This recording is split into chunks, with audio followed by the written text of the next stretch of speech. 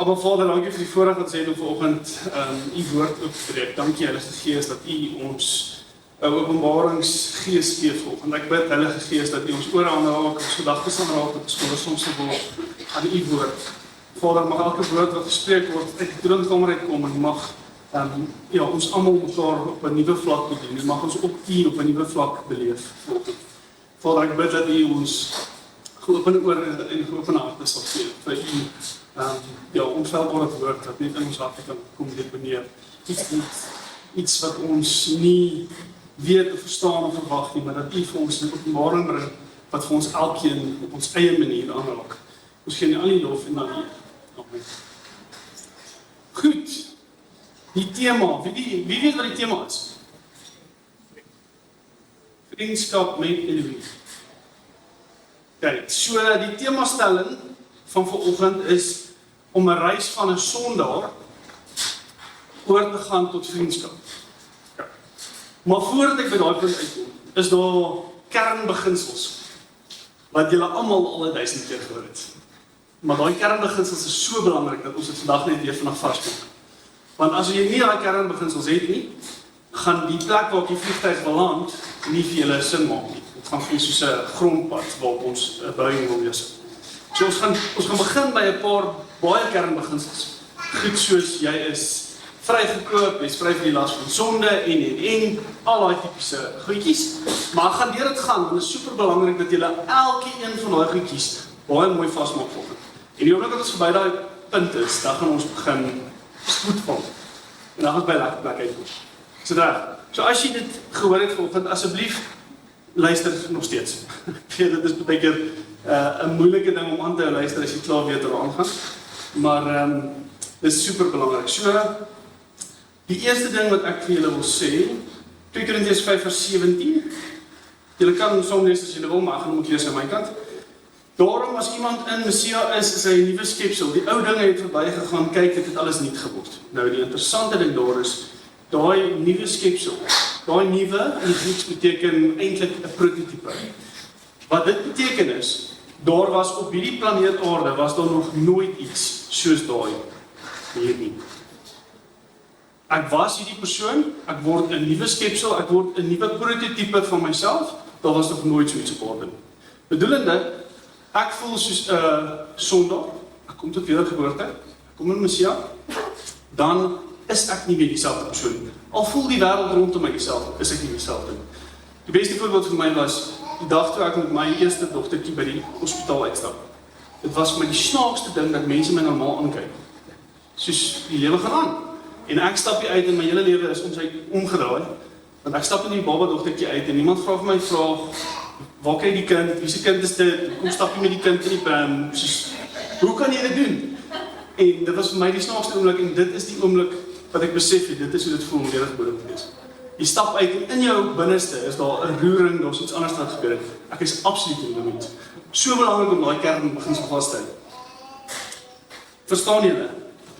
Ja. Christus het vir ons gesterf voor jy dit verdien het. Jy behoort nou nie meer, jy hoort nou nie meer. Romeine 5:8 sê, terwyl ons nog sondaars was, het Messia vir ons gesterf. Terwyl ons nog in sonde was. Sondaars was. Die belangrike ding om te besef is, wat die vloek uitgedoen het, wat die daad aan die vloek uitgedoen het, is dit het ons totaal kom verander. Dit het 'n nuwe natuur in ons geskep, waar ons geneig was tot sonde, is ons nou geneig tot geregtigheid. Weereens, ek weet dit is die kernbeginsels van wat ons gewoonlik preek. Die punt is, jy moet mooi verstaan, jy was geneig tot sonde, nou is jy geneig tot geregtigheid. Jy het dit. Baie eenvoudig. Ons gaan vinnig wees. 15 minute as ons klaar met die preek, want julle weet alles. Die werklikheid lees ons 'n interessante ding. Yeshua gaan en hy sê in Johannes 8, ek is die lig van die wêreld. En dan draai hy om en dan sê hy vir hulle, maar julle is nou die lig van die wêreld. En dan gaan hy weer en hy sê, ek is julle geregtigheid. En dan net daarna draai hy om en sê hy, maar julle is nou die geregtigheid van Elohim in Yeshua. Daar is 'n verskuiwing wat in die natuur plaasvind. En wat gebeur is, in ons lewe word dit cellulêr. Dit word cellulêr in ons, waar ons sondige wese binne in ons die selle verander, sodat ons in geregtigheid, ons neig na geregtigheid toe. Ons neig weg van die sonde af. En dit is wat moet gebeur met julle gekoop. Dink of ek op almal het op die trant. Wat Yeshua is, het hy aan my en jou gegee. So dit wie hy is, dit wat hy toonbeeld het hy aan ons gegee. Johannes 8 vers 31, julle kan daar ook maak as julle wil. Ek kan 'n paar verse lees. En Yeshua sê vir die Judeërs wat hom geglo het, as julle in my woord bly, is julle waarlik my disippels. En julle sal die waarheid ken en die waarheid sal julle vrymaak. Vers 33. Hulle antwoord hom, ons is die geslag van Abraham en het nog nooit vir iemand slawediens verrig nie. Hoe sê u dan, julle sal vry word? Die Judeërs is sommer lekker die mekaar. Hulle sê, maar ons was nog nooit slawe nie. Hoe kan ons nou slawe word? Yeshua antwoord hulle, vers 34, Voorwaar ek sê vir julle, dat elkeen wat die sonde doen, 'n diensknegt van die sonde is. En die diensknegt bly nie vir altyd in die huis nie, die seun bly vir altyd. Die seun maak vry ook. Die seun maak vry, bly in sy woord en ken die waarheid wat bevry. Die punt is, ons was slawe vir die sonde en ons kom oor na 'n posisie wat ons slawe word van geregtigheid. Maar dit is nie waar ons hoort nie. Right. Baie prediking gaan oor, ons is slawe van die sonde, ons gaan oor na geregtigheid toe, dis ons moet wees. Ons is nou slawe van die geregtigheid. Ons is nou slawe van Yeshua. En dis die laagste vorm van Christendom wat jy kan aanneem. Right. 1 Johannes 3 vers 4. 1 Johannes 3 vers 4 tot 10. Dit moet ek opsoek. 1 Johannes 3 vers 4 tot 10. Elkeen wat die sonde doen ook die wetteloosheid, want die sonde is wetteloosheid. En julle weet dat hy verskyn het om ons sondes weg te neem. En geen sonde is in hom nie. Elkeen wat in hom bly, sondig nie. Elkeen wat sondig, het hom nie gesien en hom nie geken nie. My kinders, laat niemand julle mislei nie. Wie die geregtigheid doen, is regverdig soos hy regverdig is. Hy wat die sonde doen, is uit die duiwel, want die duiwel sondig van die begin af. Vir hierdie doel het die seun van Elohim verskyn om die werke van die duiwel te verbreek. Elkeen wat uit God gebore is, doen geen sonde nie, omdat sy saad in hom bly en hy kan nie sondig nie, want hy is uit Elohim gebore. Hierin is die kinders van Elohim en die kinders van die duiwel openbaar. Elkeen wat die geregtigheid nie doen, is nie uit Elohim nie. En hy ook, wat sy broeder nie lief het nie. So belangrik om hierdie te hoor, maar die belangrikste deel van die konteks is, Elohim het gekom om die werke van Satan te verbreek. Dit was sy doel. Hy het gekom om daai idee weg te vat van ons is in die sondige natuur en ons bly hier vir ewig. Hy het absoluut gekom om daai heeltemal 'n streep deur te trek. Nou, baie van julle ek het gedink, ek is vasgevang in sonde, so ek is seker vir die duiwel wees. Dis nie wat die woord sê. Ek doen sonde en ek vir die duiwel. Dit is nie waar dit gaan. Dit is absoluut nie die idee, die konteks agter die is. Ek voel vasgevang in sonde, maar dit is ook nie die realiteit van my. Wie van julle het ooit vasgevang gevoel in sonde? Weer eens 7 van die. Dankie, sorry. Die realiteit is, as ons 'n Messia is, kan ons nie vasgevang wees in sonde nie. Dit is onwaar. Dit is onskriftuurlik. Dit bestaan nie. Ons kan voel as ons vasgevang is, maar ons is nie vasgevang. En daai realiteitsverskyning is waar dit belangrik word. As jy 'n seun is jy nie 'n slaaf nie. En seunskap vervang die slawerny. Om in seun of dogterskap in te stap, vervang die slawerny geesbesoek. Johannes 8 vers 32, ons was nou daar, maar ons kan dit weer terugblaai. En julle sal die waarheid ken en die waarheid sal julle vrymaak. Nou die interessante teks, die interessante vertaling hier, daai waarheid word vertaal eintlik realiteit. En waar dit eintlik neerkom is, ons het 'n realiteit en ons het 'n virtuele realiteit. Praat nie van eie nie. Die realiteit is, ons is in Messia, ons kan nie sondig nie. Die virtuele realiteit is, ek het gesondig en ek is 'n sondaar. En ek is in Vader, maar ek kan sondig. Ek is in Vader, maar die sonde hou my vas. Ek ek is in Vader, dit is nie waar nie. Daar is 'n plek waar ons in geregtigheid staan, wat die sonde kan manifesteer, maar dit is nie ek daar nie. Dit is 'n aanhangsel, dit is 'n moesie wat my pla. Hy moesie hier gewees het nie. Ja? Hoe is daai vir 'n sondagoggend? Dit kom gewoonlik eens maandag in, maar nou, sorry. Die sonde moes nie gewees het nie. Maar aan hierdie kant, ek is geregtig geword. Die punt is, as ek in geregtigheid staan, dan het die sonde geen invloed op my. As die sonde gebeur het, kan ek dit afsny en sê ek is vrygekoop aan wat Yeshua doen. Ek gaan nou sommer net Paulus aanhaal. Paulus het dit gesê vir die mense, toe sê die mense, so nou kan ons maar gaan sondig, want ons is ons vry. Sê nee. Waar die sonde meer geword het die genade meer oorvloedig geword. Die punt is, as ek in geregtigheid staan en ek sondig, dan kom die genade meer oorvloedig na my toe. Want in my geregtigheid besef ek wie ek is in Yeshua. En dan, as daar 'n sonde manifesteer wat nie moes manifesteer, dan kom Yeshua se genade ons tegemoet. En hy help ons in daai. Julle verstaan die konsep? Goed. Ek wag nog vir my volgende goeie grappie volgende. Daar's 'n identiteitsverskuiwing van jy was 'n sondaar tot jy is wedergebore uit die saad van Elohim. Nou daai saad, sperma, fisiese saad, iets in my selle het verander die dag toe ek tot wedergebore geword het. Dit moet verander. As dit nie verander het nie, moet jy dalk gaan kyk na jou oomblik van omkeer. As daar nie 'n 180 grade draai was en 'n cellulêre verandering binne in jou is nie, dan het jy dalk nie die volle wedergeboorte beleef nie. Okay, baie belangrik om dit net vas te maak. Weereens, ek sê net weer, hierdie is die basiese prediking, maar hierdie goed is super belangrik voordat ek by die eind uitkom. Okay, so as jy my verloor, jy was steek jy hand op. Weereens, ons bid vir jou met gratis. Die sonde stryd teen jou nuwe natuur.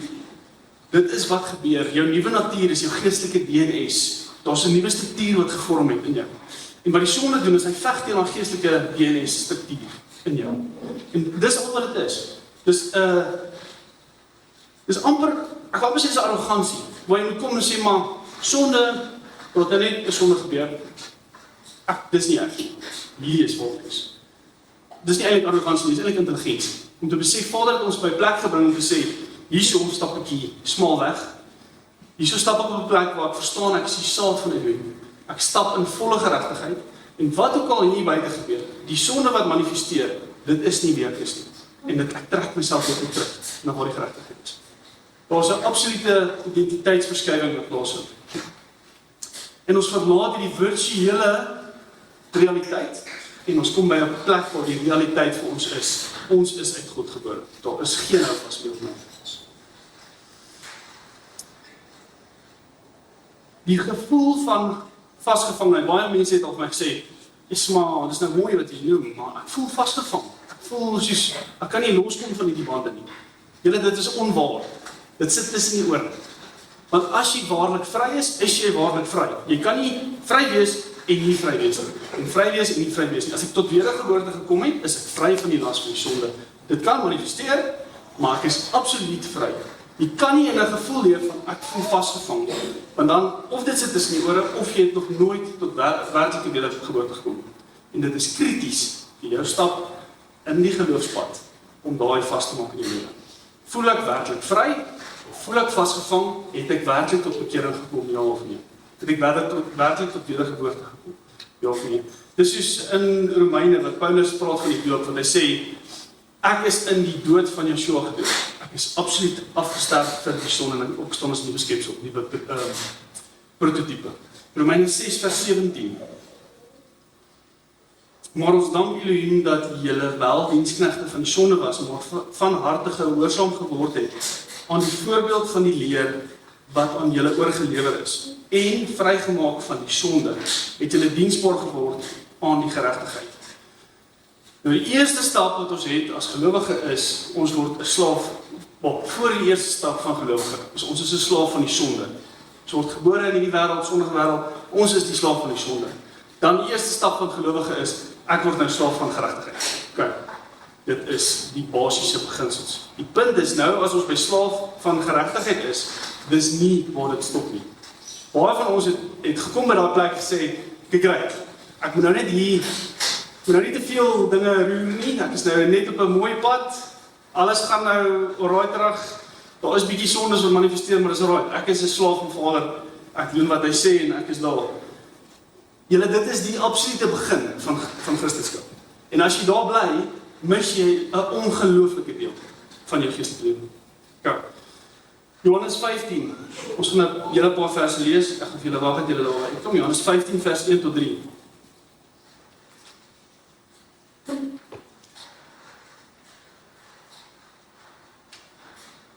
Johannes 15 vers 1 tot 3. Ek is die ware wynstok en my Vader is die landbouer. Elke loot wat in my nie vrug dra nie, neem hy weg. En elke loot wat vrug dra, die maak hy skoon, sodat dit meer vrug dra. Julle is alreeds rein deur die woord wat ek tot julle gespreek het. Net daar as vers wat lees, vers 3. Julle is alreeds rein deur die woord wat ek tot julle gespreek het. Vader snoei elke vrugdraande tak in jou lewe. Elke tak wat vrug dra, word gesnoei deur hom. En interessant, die kernsleutelwoord hier is rein. Julle is alreeds rein. Daai woord rein is katharos in Grieks en dit is dieselfde woord vir snoei. Deur die snoeiproses word jy rein. En dis die konsep wat hier voorgegee word. Die oomblik wat jy begin gesnoei word in jou lewe, is dit waar die reinigingsproses begin. Nou, die punt is, jy word gesny, die vraag is hoe ver? Hoe ver en hoe baie laat ek toe? Daar's 'n oulike storie wat ek gelees het, of geluister het van 'n pastoor. Hy het as jong seun het hy gaan werk by sy oom by 'n wynlandgoed in Wingerd. En sy werk was om die lote terug te snoei. Nou ek weet nie of julle weet nie, maar 'n wingerdstok, veral die wynwingerdstokke, plante, wat drywe waar die trosse aankom, daai ding. Nee? 'n wingerdstok sal begin lote skiet en hy hou nie op om daai loot te verleng nie. So daai loot sal uitkom en hy sal aanhou groei in 'n rigting solank as jy hom toelaat.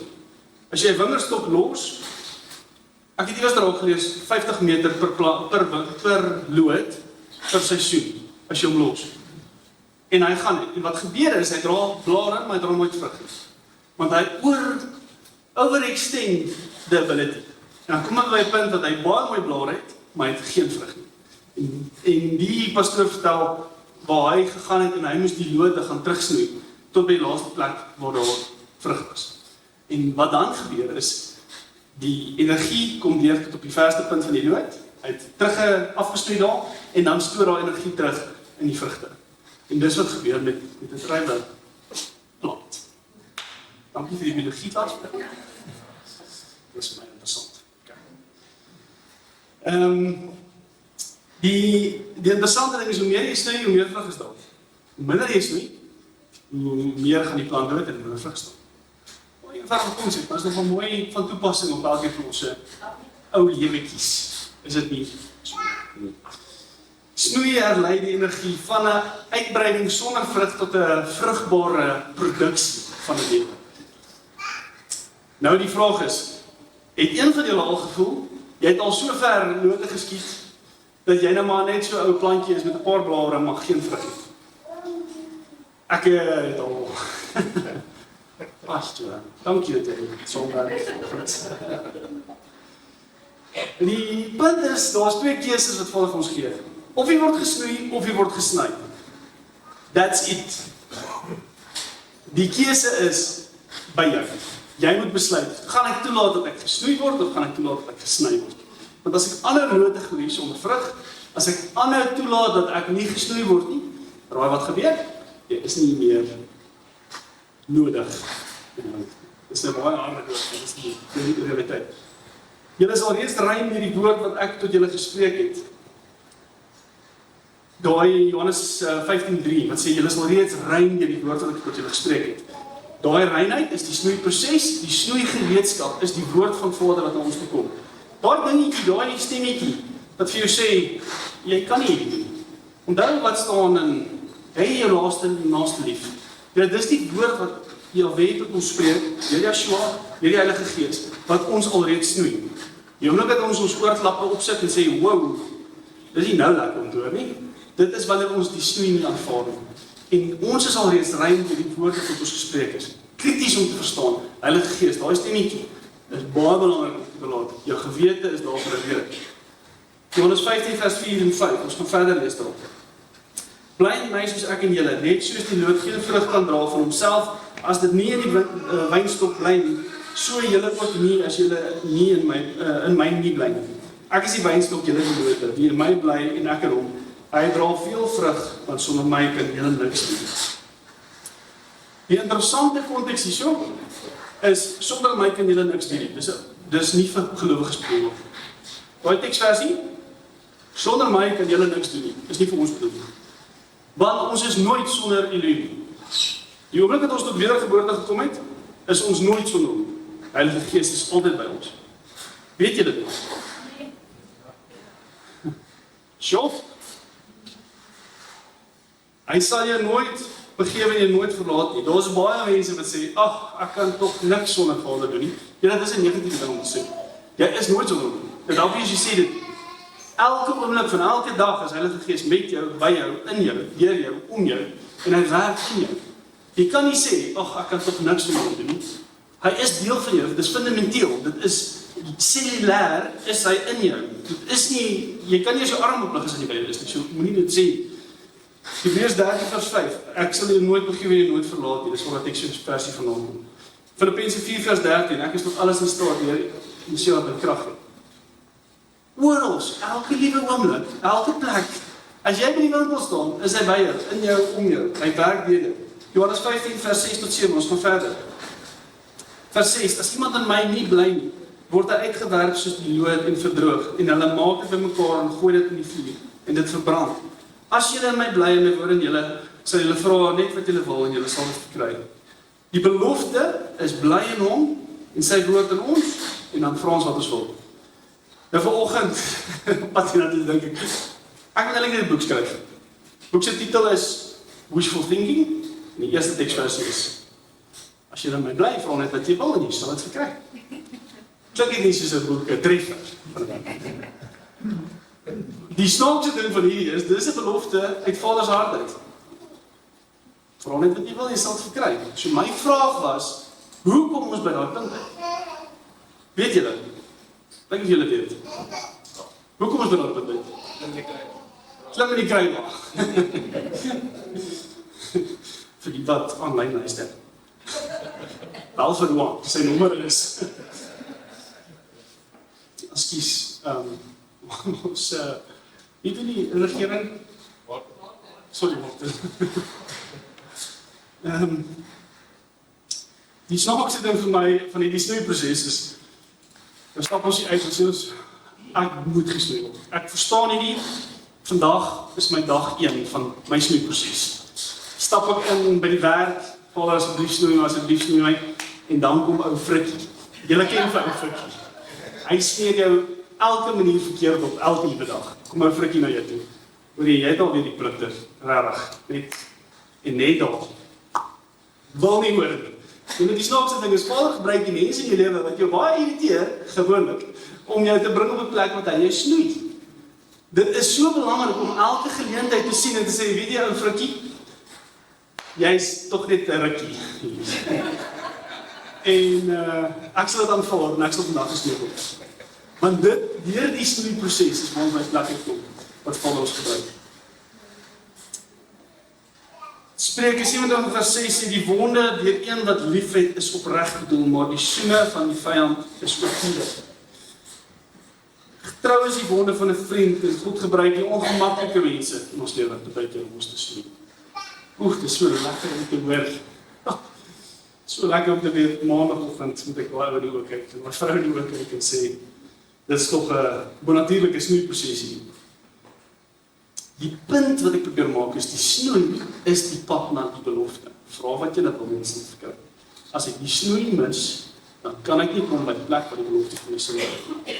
Ek moet toelaat dat Vader bietjie kom werk aan my deur hierdie mense wat bietjie hard is op my lewe. Want dis die ouens wat my plek kan maak beter is. Die mooi ding, en dit wat ek nooit aan gedink het nie is, wie van julle het al deur iets moeiliks gegaan? So, gee my 'n voorbeeld, wat is 'n moeilike ding?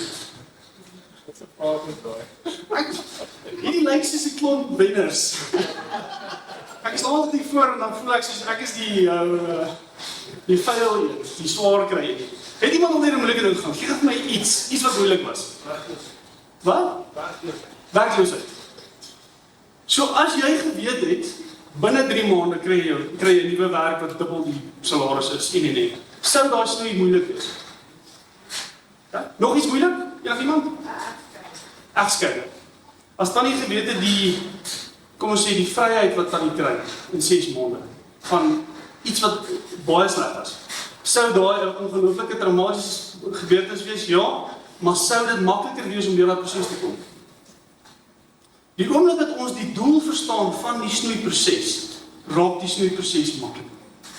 As ons kom by die belofte wat Vader vir ons gee en sê, dis waar ek gaan uitkom, ek is nou hier, dit is baie sleg.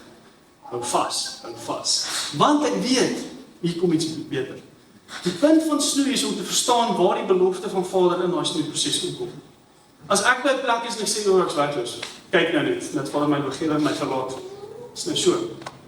Dan is dit 'n ongelooflike moeilike plek.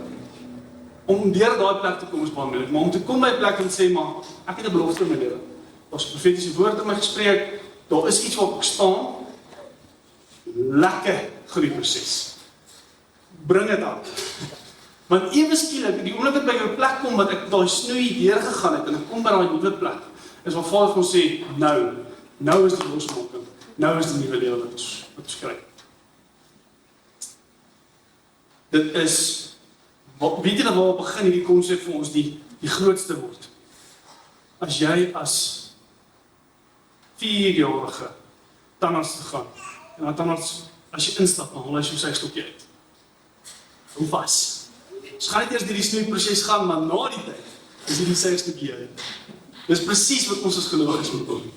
Die oomblik dat ons by 'n moeilike plek kom, moet ons tot daai geestelike onderskeid, daai intelligensie toepas en sê, kyk, hier is die snoeiproses, wat is die sekstokkie aan die einde van die snoeiproses? Die snoei sonder 'n belofte is voel sinneloos, maar die pyn is doelgerig en dit bou die vertroue in Elohim wat ons by dit plek het. So belangrik.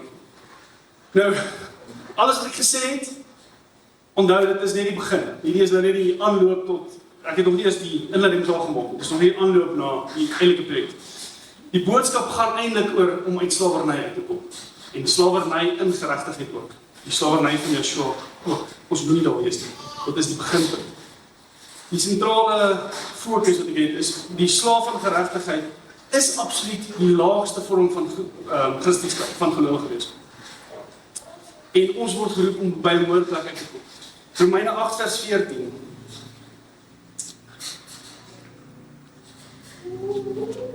Romeine 8 vers 14.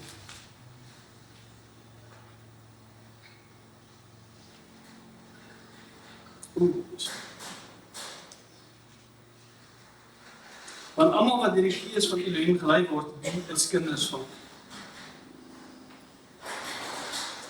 Vriendskap met Heilige Gees is waar ons in geestelike volwassenheid gestap. En ek gaan nou net vir julle die vriendskap verduidelik, want ek dink julle almal het 'n idee van vriendskap.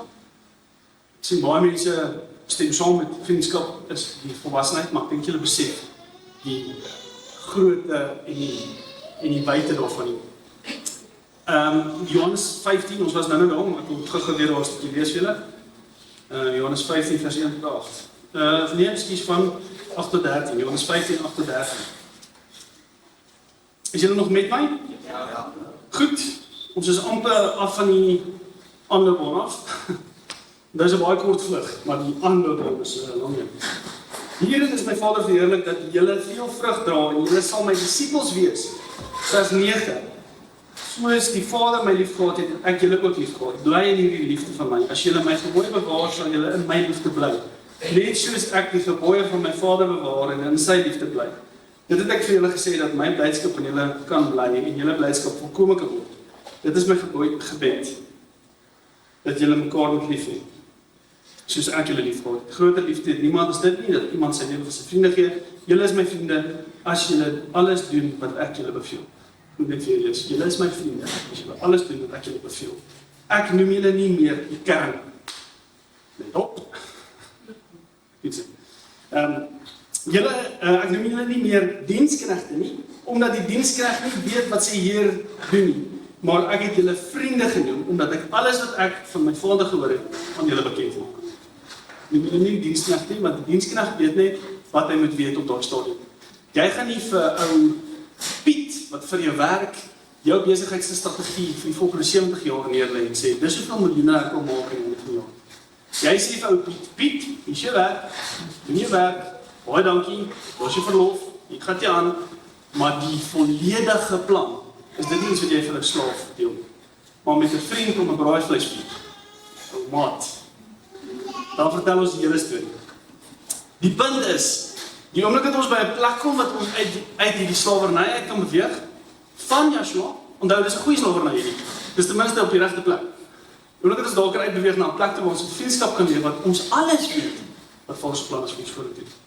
Dis waar ons impak het. Vers 15 wys ons dat ons 'n slaaf was, maar nou word ons vry van die las van die slaaf en ons word in 'n plek in waar ons vriende genoem word. En daai vriende ken die redes agter opdrag.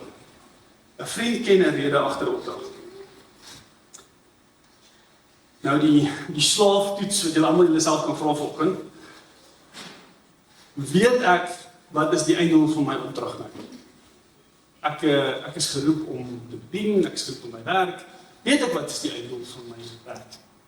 Weet ek waartoe ek op pad is? En as ek nie noodwendig 100% seker is nie, dan moet ek dalk daai vraag vra, maar leef ek werklik in vriendskap? Nee, dit is short. Of is ek nog in 'n plek waar ek in slawerny beweeg? Want ek doen net nou, ek wil net nou doen wat nou gevra word vir my. Dis al wat ek nodig het, net nou. Ja, dis reg, dis perfek. Stap 1. Stap 2 is, ek doen nou alles wat ek moet doen in die oomblik. Vader, maar waartoe gaan ek? Wat is die einddoel? Ek is die vriend, asseblief deel bietjie met my, waartoe gaan ons met die? Ek weet dit voel so 'n bietjie wolkierig op hierdie stadium, maar daai wolkie gaan nou 'n bietjie lig raak. Julle gaan nou hoor, byt vas. Dit is 'n geldige plek om 'n slaaf van Joshua te wees, maar dit is nie die eindbestemming. En ek sê dit keer op keer vanoggend, maar dit is bitter belangrik om dit te besef, storie is die uitweg van daai. Gehoorsaamheid plus openbaring is waar vriendskap is. So gehoorsaamheid plus die openbaring is waar ons in vriendskap is. En daai openbaring kan nie ontdek, nagevors word nie. Ek kan nie gaan soek vir ek kan nie 'n openbaring gaan navors nie. Openbaring moet na my toe kom. Dis iets wat ek ontvang. Dit word nie bestudeer nie, dit word openbaar en dit is die vrugbare of dis die vrug van vriendskap. Vriendskap. Die vrug van vriendskap is openbaring. Die oomblik dat ons in vriendskap is, dan begin die openbaring vir ons deurloop. Die slawerny mentaliteit hou ons doelbewus weg van openbaring af, want ons is nog nie gereed om in daai te kan stap nie. Die oomblik dat ons uit kan kom die openbaring, dit is vir ons van krag tot krag om in vriendskap te kan stap. Die pad wat ons het is van gered, stap ons na slaaf toe. En van slaaf beweeg ons oor na vriendskap toe. En dit is die kern.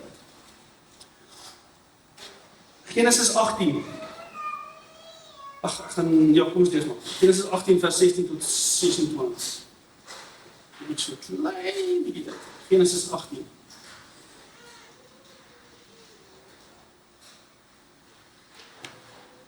So,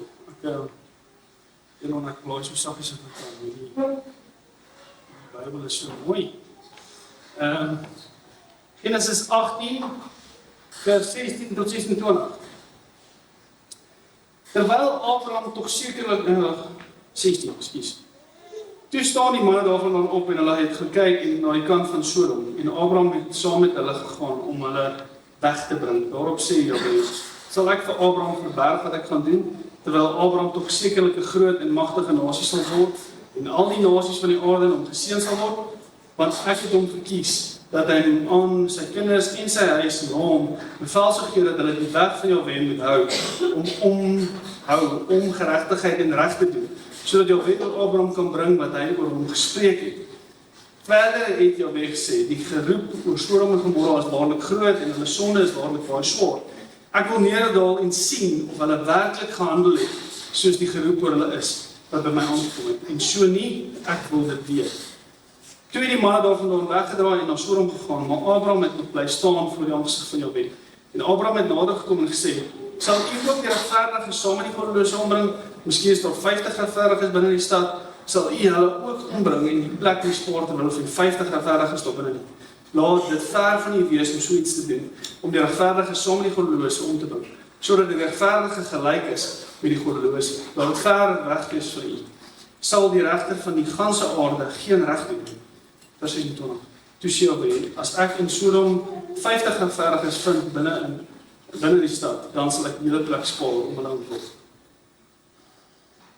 Dis vir my so 'n mooi beeld waar Abraham is hier saam met Jahwe.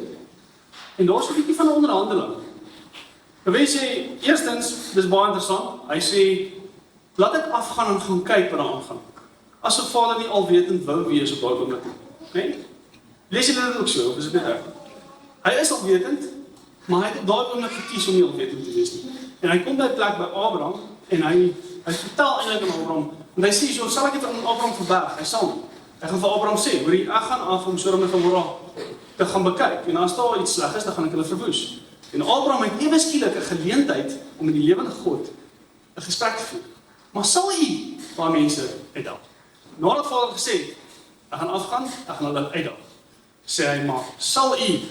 En hier is so 'n bietjie van 'n tweegesprek, ewe skielik. Die interessante ding is, daar's 3 vriende in die Ou Testament. Weet julle wie was dit? Daar's 3 mense wat genoem was as vriende van God. Abraham, okay, en Moses en Dawid. Die enigste 3 wat genoem was, pertinent vriend van God. Ek het nou nie hier nog gesproke lees nie, maar wat pertinent in die Bybel staan as vriende van God, Dawid, Moses, Abraham. Vriende van God.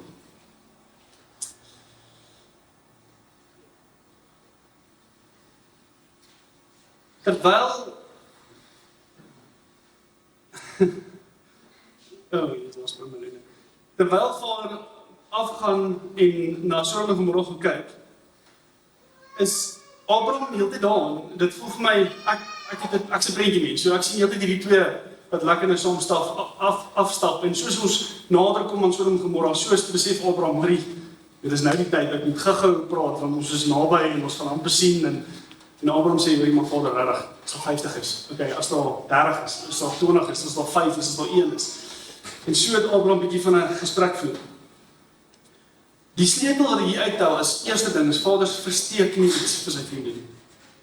Abraham, 'n vriend van God, God kom by 'n plek wat hy homself vra, gaan ek hierdie verberg vir Abraham? Nee, ek gaan nie. Want Abraham is 'n vriend van God.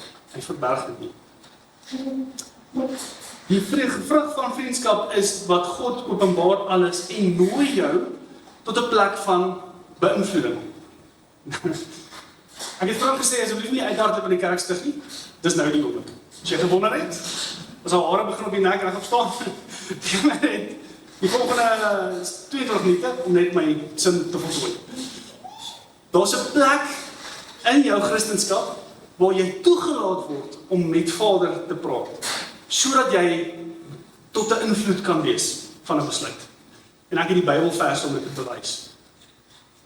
Dat julle dit weet. Ek weet dit klink bietjie anti-ortodoks, maar dis hoekom ek hier is vanoggend. Ek is die anti-ortodokse een. Eksodus 32 vers 9 tot 14. Dit sal goed wees as julle wil saam lees, die van julle wat die nekhare voel. Eksodus oor die nekhare. Eksodus 32 vers 9 tot 14. Eksodus 32 vers 9 tot 14. Dis nou maar die goue kalf situasie. Verder het Jahwe vir Moses gesê, ek het hierdie volk gesien en kyk, dit is 'n hardnekkige volk. Laat my dan nou gaan dat my toorn teen hulle ontvlam en hulle verteer. Dan sal ek julle tot 'n groot nasie maak. Maar Moses het Jahwe sê Elohim om genade gesmeek en gesê, waarom, o majesteit, sou u toorn ontvlam teen u volk wat U met grote krag en met 'n sterke hand uit Egipte gelei het.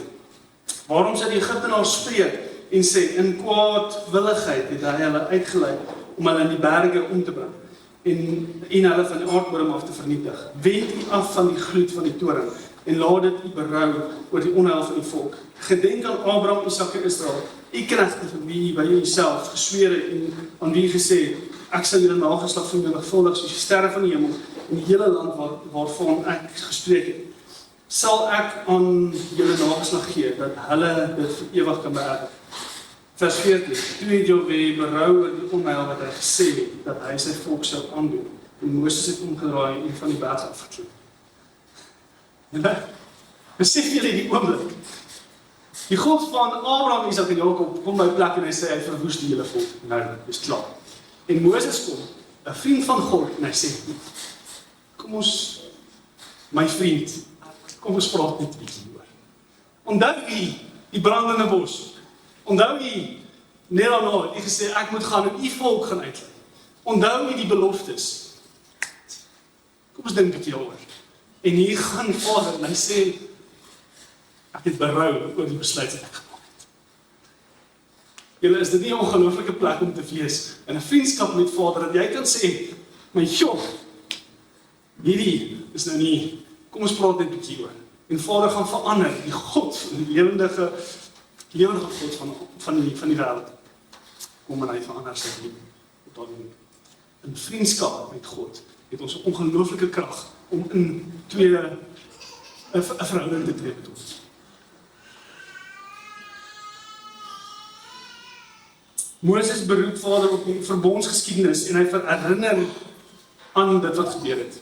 Vriende herinner mekaar aan wat gebeur het. Want jy onthou jy? Presies dieselfde. En hy gaan deur die brandende bos en hy gaan oor wat U gesê het. Dis interessant as jy die reis lees, ek gaan nie nou so toe gaan nie, want ons het tyd nie. Maar verder dan sê Vader vir hom, hoorie maar Moses, dis jou volk. En dan sê Moses, nee, dis nie my volk nie, dis U volk. Nie my sit nie, dis U volk, U het gesê. Dis my so 'n mooi voorbeeld van hoe Moses as vriend met Vader kan optree, in gemak, en sê maar, wow, daar's U het 'n ander plan gehad.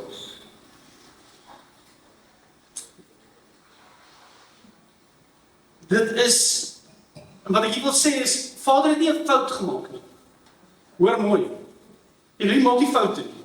Hy het op 'n plek gekom wat hy vriendskap uittrek uit Moses uit. Hy skep 'n platform waar Moses in vriendskap kan sê, maar my God, wat van U? En dit is die mooi plek waar ons wil inbeweeg.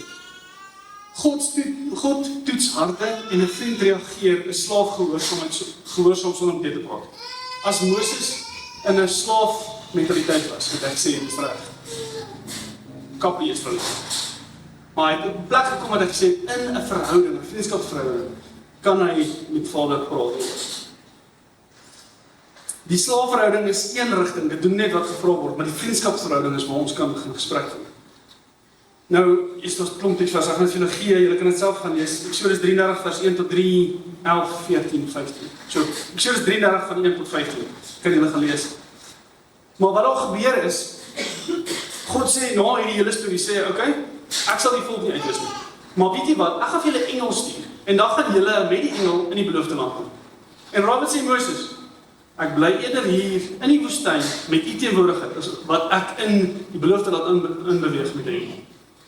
Julle, ek wil vir julle sê, baie van ons sal nie eens besef as 'n engel voor ons stap. Ons verhouding is so ver weg van Vader af, as ons die wonders en tekens sien, en soos, dis waar hy is.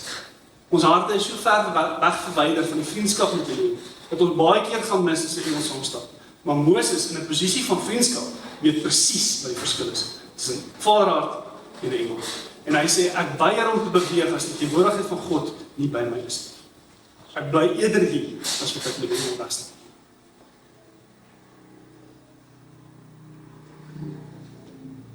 Moses kies die teenwoordigheid oor die beloofde land, en dit is wat vriendskap is. Die teenwoordigheid. Bo prestasie, bo gevoel, bo wanwerke, bo iets.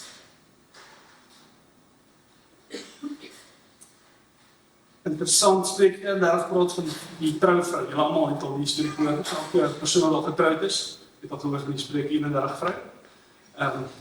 Word altyd nog gebruik. Die punt is, Vader wil terugkom na 'n vrou toe, Spreuke 31 vrou. Daar staan in Spreuke 31 vers 16, ek dink, wat praat oor die vrou wat sê, en sy kan land oorweeg, en sy kan dit koop, en sy kan inneem. Vader wil hê, ons moet by 'n plek wees in ons vriendskap, wat ons kan sê, ons het intellek gekry, ons het die gees van God binne ons. Ons kan iets oorweeg, ons kan dit doen, en hy kom en hy sien ons in dit. Dit is wat vriendskap is. Nou, ja, daar's 'n pastoor wat 'n storie vertel. Hy het 'n baie sterk profetiese bediening. En hy is by 'n groot konferensie en die konferensie gaan goed. Dit is bediening op bediening en die preke is goed en almal beleef Vader se teenwoordigheid en die pastoor aan die einde van die dag kom by 'n plek by sy hotelkamer en hy gaan lê op die bed en hy dink, "Joh, dit was nou 'n goeie dag. Dit was nou regtig as bedienaar is dit wat jy wil wees. Dit was nou alles was goed en alles was mooi." En hy gaan lê op sy bed en sy laaste gedagte was, "Vader, seker bly dat ek so goeie predikant is." Hy seker, jy weet, tevrede. Is opgewonde dat ek nou so 'n goeie job gedoen het. Sjoe, en hy raak aan die slaap en hy sien 2 uur skrik hy wakker. En hy hoor hierdie lag. En hy besef in daai ervaring is Vader van lag. En hy sê, "Maar jy Vader, kom lag hier." Is dit nou, wat gaan aan? En Vader sê vir hom, "Moenie, dit was nou 'n mooi performance. Baie goed gedoen. Maar daai woord wat jy vir die vrou gegee het, wil ek maar net sê, dit was nie van my af." En die arme pastoor sê, "Wow, mag, daai laaste woord, want hy het die laaste vrou wat voor hom toe gekom het, hy gesê, jy is geroep vir absolute oorwinning. Jy gaan 'n CEO word van 'n groot maatskappy en ek weet nie wat alles nie." Hy profeteer oor hierdie vrou en dit is net trane en almal juig en almal klap hande. Dit was die laaste profetiese woord. En hier lê die pastoor in sy bed en hy slat uit in koue sweet want hier sê Vader van hom, "Daai woord kom nie van my af. Dis net my aan." En die arme pastoor sê hy het amper sy klere begin skeer en rou. En hy het daar gelê in angs en bewering. En hy sê toe, "Maar Vader, wat nou? Ek het die reg gemis, dit was opreg, ek het dit reg gemis." En God lag en hy sê, "Maar moenie worry nie, ek sal dit hanteer." En toe hy daai woorde hoor, toe stres daai pastoor eers, want toe dog hy Vader gaan doodmaak. Dis die enigste manier. Hy het die woord gespreek, maar die woord mag nie gebeur nie so. Hy gaan seker al doodmaak en hy sê, "As jy Vader moet net doodmaak." Soos opreg, hy wil nie dit hê nie. En hy vra die Vader, "Maar hoe gaan u dit hanteer?" En Vader sê vir hom, "Ek gaan die woorde wat jy spreek, sal ek gee, want ons staan in vriendskap." 1 Samuel 3 vers 19. 1 Samuel 3 vers 19.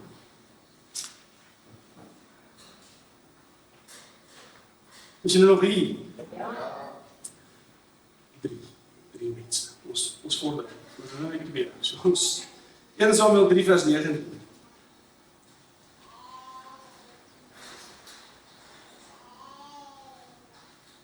En Samuel het groot geword en Jahwe was met hom. En hy het nie een van al sy woorde onvervuld laat bly nie. Lees gou mooi daai laaste stukkie, die van julle wat Bybels het. En hy het nie een van kleinletter sy woorde wat hy gespreek het onvervuld laat bly nie. Julle, daar's 'n plek dat ons in vriendskap met God bestaan. Dat ons uit ons gees binne in ons goed spreek wat nooit Vader se plan was. Nee, ek kan dit nie so sê. Wat Vader se plan was, dat ons nie weet wat Vader se plan is nie. En hy sal kom en hy sal dit laat gebeur. Nie een van die woorde wat Samuel gespreek het was onvervuld. Wat Samuel gespreek het. Maar daar's 'n vriendskapsverhouding.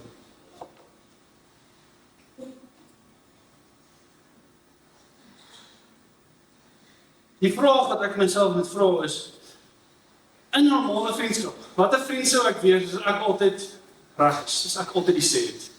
Dis mos nie 'n vriendskap nie. Vriendskap is 'n tweerigting gesprek waar ek jou toelaat as vriend om 'n opinie te hê, om 'n besluit te maak, om by 'n sekere plek te kom. Jy weet, dit is wat God met 'n vriendskap is. Dis om by 'n plek te kom wat ons 'n besluit kan neem en ons kan sê, "Maar Vader, ek glo dit is die regte pad." En of dit nie die regte pad was of nie, Vader kom en hy sê, "Weet jy wat? Kom steun dit dan." Die storie van die pastoor het my so geruik om te besef, daar's 'n woord wat gespreek was wat nie uit Vader se hart uitkom. En hy sê, "Weet jy wat? In vriendskap, hier kom dit. Die seën sal daar wees want jy het gestaan in vriendskap met hom." En daai is vir my al nie wees. Ek sê, God verlang dat ons na 'n nuwe plek toe beweeg. Johannes 15 vers 7, ons het hom nou gehad. Ek gaan net een vers lees. As julle my bly en my woord in julle sal, vra net wat julle wil en julle sal dit kry. As julle my bly en my woord in julle sal, vra net wat julle wil en julle sal dit kry. Die belofte is nie dubbelsinnig nie, dit is vra wat jy wil en dit word gedoen. Dit is die plek van vriendskapsbeïnvloeding. Die punt is, die oomblik wat ons in daai vriendskapsposisie is waar sy wil en my wil in harmonie begin beweeg.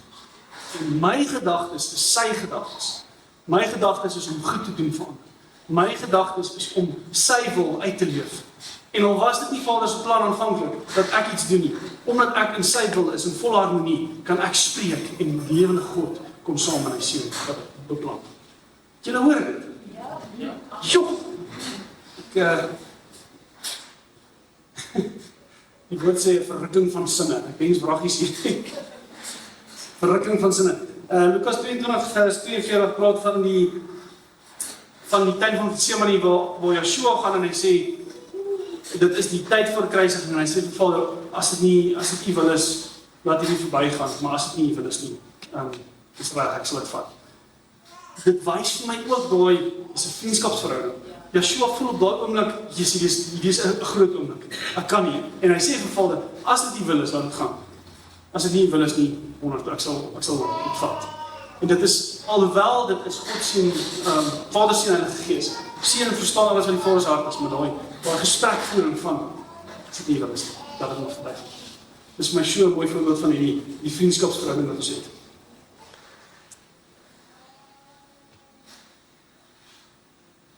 Net hier aangaan.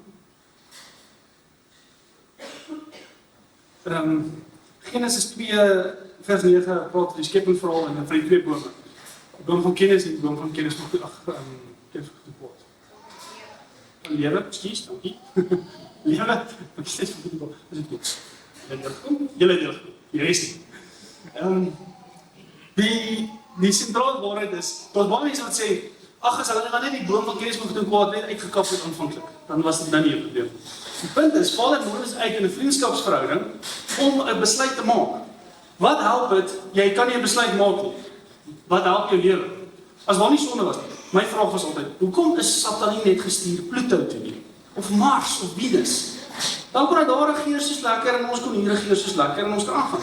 Want God wil 'n vriendskapsverhouding hê. Hy wil vir ons 'n keuse kan gee en sê ek kan kies links of regs. Ek kan goed of sleg kies. Dis hoekom Satan op hierdie aarde is. En dis waar ons kom by 'n plek dat ons in vriendskap moet besluit te maak. Dis hoekom dit daar is. Ek weet dit is baie eenvoudig, maar dit is hoekom. Die beloning vereis 'n keuse om in 'n plek te kom waar ons 'n keuse kan maak. Reg doen net slegs waarde as ons die verkeerde een kon kies. As ons nie verkeerd kon kies nie, dan help reg doen niks. Want daar is nie 'n alternatief. Jy kies nie. Jy kies nie. Jy vat nie. En dit is die kern daarvan. Ja, ek begin afsluit. Ek wil net goed skiep. Wie van julle is 'n mans, vrouens? Wie van julle is 'n mans wat die vullis uit maandag van die eerste week? Wat niemand? Wees twee. Stel jy tog. Al wat op my preek nou heeltemal. Wie het julle dit al beleef? Kom ons gaan aan. Dis net om maak dit nie. Wie van julle het al vir julle wederhelfte ietsie gevra? Ag liefie, asseblief, sal jy net daai rutine werk hier net vir ons doen, asseblief. En dan na die vraag kom die uitvoering daarvan. Het jy dit al beleef? Ag, dankie tog, ek is bang ons hande opleg. Kom gesinne. Weet jy hoe lekker, dis nou lekker, maar weet jy wat is die lekkerste? Ek vra nou vir liefie, asseblief, kan jy dit doen? En volgende week weet ek moet weer herhaal, en na die derde week is ek reg om te herhaal, en dan besef ek, daar is te gedoen. Daai gevoel in jou hart van my maggies. Iemand luister. Dis hemel op aarde. Dis die punt. Die oomblik dat ons in vriendskapsverhouding met Vader staan, hy hoef nie meer te vra nie. Ons in harmonie met sy gees begin goed doen in die koninkryk en hy kom na ons sê, goed so, goeie getroude vriendskap. Mooi so, goeie getroude vriendskap. En so gaan Vader aan en dit is, ons maak Vader se hart bly. Lank in die kort. Want ons kom by 'n plek dat ons uit ons posisie met harmonie en Vader kan begin beweeg. Ons staan net terug en sê, o Vader, dat ek tog net die bewerasies kry, hierdie woord moet net geskryf word, en dan sal ek gaan, as ons by 'n plek kan kom, wat ons daai bewerasies kan skryf, en sê, maar ek is die wessel, die liggaam van die lewende God, ek kan net beweeg. Dis wat Vader kom, en hy sê, hier staan ons op vriendskap. Ek het 'n man gekry na my hart. Hier kom die kruks. Ek moet vanaand afsluit. Eksodus 25 tot 27. Julle kan dit self gaan lees. Die tabernakel van Moses. God kom en hy gee vir Moses en hy sê, hier is die blueprint. Hier is die plan. Ons 3 kamers in die tabernakel, die voorhof, die heilige en die allerheiligste. Mooi. Yes. Ek gaan dit so breek. Dis die lekker deel. 1 Kronieke 16, kom ons baie gesien toe. Ek weet nie of julle al hier gesien het. Hier is hy. 1 Kronieke 16. Nadat hulle die ark vers 1, ekskuus. 1 Kronieke 16 vers 1. Nadat hulle die ark ingebring het en dit neergesit het binne in die tent van wat Dawid daarvoor opgeslaan het hulle brandoffers en dankoffers gebring voor die aangesig van Jahwe. Wag het gaan. So, Moses kom en hy bou 'n 3 kamer gebou volgens die plan wat God hom gegee het. Dawid gaan en hy van die tabernakel, die ark van die verbond, die tabernakel, die ark van die verbond, en hy kom en hy slaan 'n tent op en hy slie die ark van die verbond in die tent sonder kompartemente. Sit hom met en sê, die gat ons gaan 24 uur van die dag verval dat nie meer. Kan jy jouself indink? Jy sê dit nou op. Almal ken die storie, omdat Israeliete hierdie geskiedenis ken. Almal ken die storie van Moses. Almal weet die tabernakel is gebou. Voorhof, heilige, allerheiligste. Ons is 'n sekere proses wat jy moet deurgaan. Jy kan nie net instap nie. Die klokkies was aan die enkels vasgemaak. As jy sonde gehad het, gaan jy uit. Of jy gaan val en ons moet lank nie, trek as jy uit. Hulle ken die storie. Julle ken die storie. Ken julle die storie? En hier gaan Dawid en hy gaan staan 'n tent op en hy sê die ark van die verbond sit hy binne, dat die teenwoordigheid van Vader is. En hy gaan na die naaste priesters toe en sê, kom julle, ons gaan in en ons gaan dans en ons gaan jubel en juig. Kan julle dink wat daai priesters gedink het? Jy is eerste. Staan maar toe. Daai eerste ou die grond slaan en weet ons okay, dit gaan nie werk. Maar daar was 'n manier. Daar was 'n manier om dit te doen. Eers in die voorhof, dan in die heiligste, dan in die allerheiligste. Dawid het God se hart verstaan. Hy het gekom uit 'n plek van vriendskap en besef, dit gaan oor aanbidding. Dit gaan oor die hart naby aan God uit. Dit gaan nie oor die proses nie. Dit gaan oor kom in die teenwoordigheid van Vader met alles wat jy het. En hier gaan Dawid en hy verander 'n hele ding. Levitikus 16 praat oor die tabernakel, 3 kamers. En wat Dawid tegnies gedoen het was onwettig. Dis die wet. Het gegaan met sommer net een ding opgesit. Maar God het die hart gesien en daarna het hy die handel ingebring. 1 Kronieke, so 'n bietjie verder aan, 1 Kronieke 16 vers 37. 1 Kronieke 16 vers 37, oor dieselfde stukkie. En hy het daar voor die verbondsark van Jahwe, Asaf en sy broers laat staan om gedurig deur te dien voor die ark na die eis van elke dag. Die tabernakel, 1 keer 'n jaar, vreeslike gebeurtenis. Vreesaanjaende gebeurtenis, met klokkies om die voete en alles. Dawid kom, vriendskapsverhouding, verstaan God se hart, 24 uur partytjie in die teenwoordigheid van God. Dis die verskil. Moses was 'n vriend van God se hart, maar hy het nog steeds 'n plek gekom waar hy gesê het, ek is as slaaf, ek doen wat hy sê. Dawid kom en hy sê, ek verstaan die God van my hart. Ek verstaan sy hart en ek kom in 'n plek van 24 uur, 7 dae 'n week aanbidding en lofprysing. Handelinge 15 vers 16 tot 17. Ons is baie naby waar 60 sekondes. Ja. Jy het nog 'n uur. Dankie, Martin. As jy 'n probleem het, vat ek op met die groot man. Ek het niks gesê. Handelinge 15 vers 15 tot 16. En hiermee stem die woorde van die profete ooreen soos geskrywe is. Dis 'n verwysing na Amos 9 vers 11. Daarna sal ek terugkom en die vervalle hut van Dawid weer oprig. Wat is dit? En wat daarvan verwoes is, sal ek weer oprig en dit herstel, sodat die oorblyfsel van die mense van Jahwe kan soek. Sodat die oorblyfsel van die mense Jahwe kan soek, en al die nasies ter wie my naam uitgeroep is, spreek Jahwe wat al die dinge doen. Die nuwe verbond, die nuwe kerk, die nuwe gemeente, het verstaan, dat dit gaan oor die hart van Vader. Dit gaan nie oor daai rituele, dit gaan nie oor die slaafmentaliteit nie, dit gaan oor daai vriendskap waarin ons beweeg. God kies die mense idee bo sy eie idee. En dit is vriendskap. God kies Dawid se idee bo sy aanvanklike blueprint van die tabernakel. Want hy het besef, hier's 'n man op my hart wat my hart verstaan, en in 'n vriendskap kies ek jou plan een. Julle, dit is ja. Het is my so lekker om vir myself te preek. Het is regtig 'n vreeslike lekker, ongelooflike lekker tyd wat ek hier voor het. Ek sê maar dit. Dus ek mag altyd wil kom preek, want ek geniet dit self te veel. 1 Konings 8 vers 27. Ag, julle hoef nie te sê.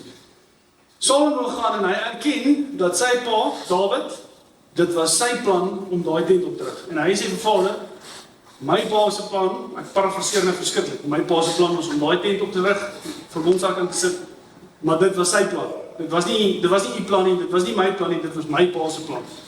Net 'n bevestiging. 2 Kronieke 5 vers 13. Nee, kom ons los hom ook. Dawid het God se hart geken en in vriendskap kon hy 'n plan vir 'n dag bring wat Vader geëer het. 1 Petrus 2 vers 9 sê, maar julle is 'n uitverkore geslag, koninklike priesterdom, 'n heilige volk. 'n volk as eiendom gekry om te verkondig die deugde van hom wat julle uit die duisternis geroep tot sy wonderbare lig. Julle is 'n uitverkore geslag, 'n koninklike priesterdom, 'n heilige volk, 'n volk as eiendom gekry. Ons is geroep om in daardie vriendskap te staan, om totaal en al vryheid te wees nog in. Dawid het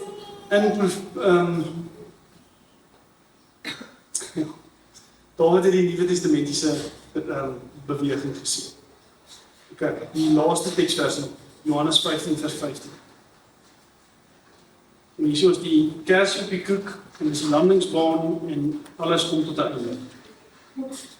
Johannes 15 vers 15. Ek noem julle nie meer diensknegte nie, omdat die diensknegt nie weet wat sy Heer doen nie. Maar ek het julle vriende genoem, omdat ek alles wat ek van my Vader gehoor het, aan julle bekend maak. Julle, God maak ons planne, ons idees permanent as ons in vriendskap en harmonie kom staan. Ons 'n plek in ons geestelike lewe wat ons kan kom by 'n plek en sê, maar Vader, nie eers Vader, ek is in harmonie met U. Dit is wat ek gaan doen. Hierdie is die pad wat ek gaan stap, en ek is in harmonie met U. Dankie dat U dit gaan sien. En raai wat, die God van Abraham, Isak en Jakob, wat die Rooi See geskei het, kom agter jou aan en hy seën jou in jou besluit. Al is dit nie op daai oomblik sy aanvanklike plan vir jou gewees. Die oomblik wat jy daar aan kan staan, kan jy begin met God in vriendskap te leef, daai besluit. Ek wil vra jy staan asseblief. Kom net vir ons bid.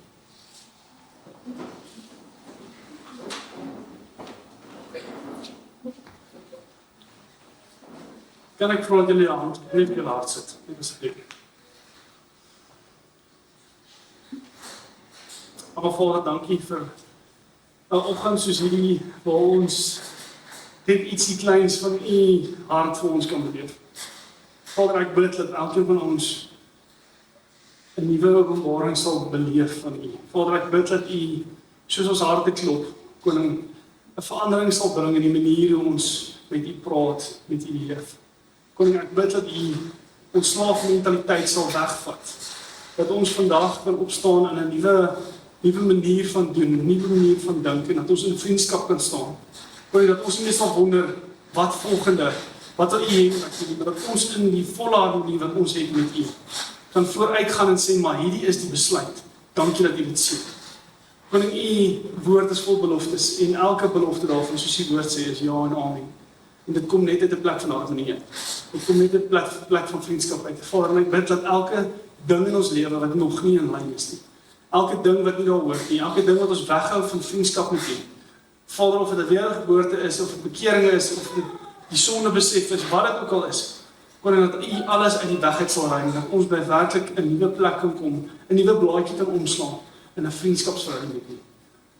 U is so groot en u is so goed, en dankie dat u ons die geleentheid gee, om met u te kan praat, en met u te kan redeneer hoe goed. Dankie dat u ons die geleentheid gee om besluite te maak, en dan kom u en seën dit, al was dit nie deel van die plan nie. Dankie dat ons kan staat maak op elke belofte en elke woord van u. Dankie dat u ons snoei en ons bring op daai pad van oorwinning.